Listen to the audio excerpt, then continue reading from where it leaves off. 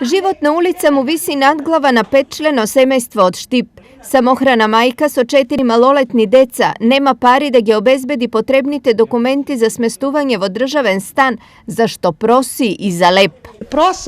Prosam za dецата само да си ги изранам, да не ги дадам у дом. И морам да ми најдат некој излаз.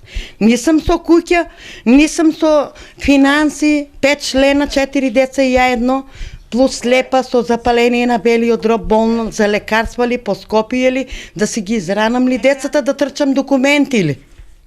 Немам никакви услови. Во моментов семејството е сместено во слободен стан сопственост на стамбеното предпријатие, но таму тие се без потребните документи. Ова нивниот престој под кров надглава го прави избројан, па доколку него набават она што треба, веројатно е дека ќе мораат станот да го напуштат.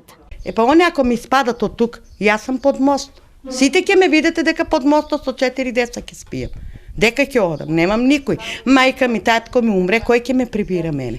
Лошото за ова семејство почнало кога сопругот и татко ги напуштил, па тие останале да се снаоѓаат сами.